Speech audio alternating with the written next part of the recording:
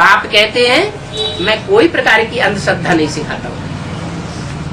क्या अंधश्रद्धा भक्ति मार्ग में सिखाई जाती है गुरुओं के द्वारा। मैं तो हर बात के हिज्जे हिज्जे करके समझाता हूँ। जो भी पढ़ाई पढ़नी है, यहाँ पढ़ाई पढ़नी है, उस पढ़ाई की प्रारब्ध भी यहाँ प्राप्त करनी है। लेकिन बात को गहराई तक समझना है। जो यहाँ जितने निश्चय बुद्धि बनेंगे वो बाप के यहाँ अमर बच्चे बनेंगे। बार बार मरते रहेंगे, बार बार अनिश्चय बुद्धि होते रहेंगे तो क्या होगा? कौन सी लिस्ट में जाएंगे? अमरनाथ के बच्चे बनेंगे या ब्रह्मा के बच्चे बनेंगे? ब्रह्मा मृत्युलोक में खलास हो जाता है। शंकर के लिए ऐसे नहीं कहते क्या कि शंकर मृत्युलोक में खलास हो, विष्णु के लिए भी नहीं कहते।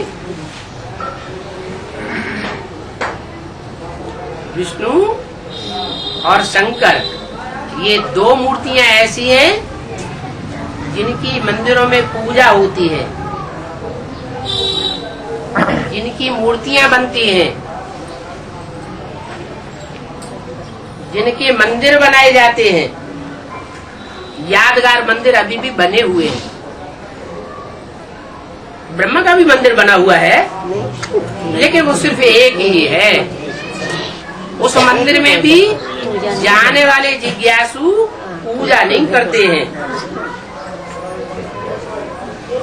कौन पूजा करते हैं?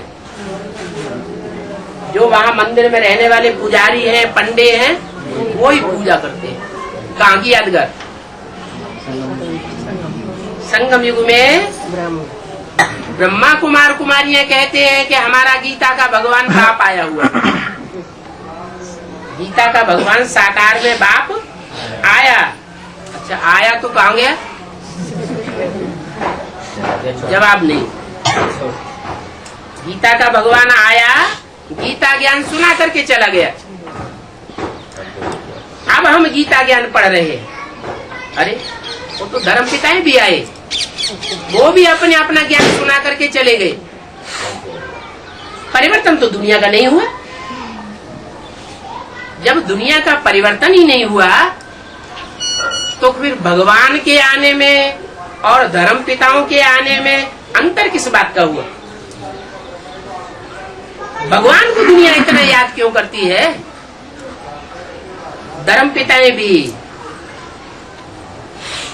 भगवान को मानते हैं, वो भी गॉड फादर को मानते हैं।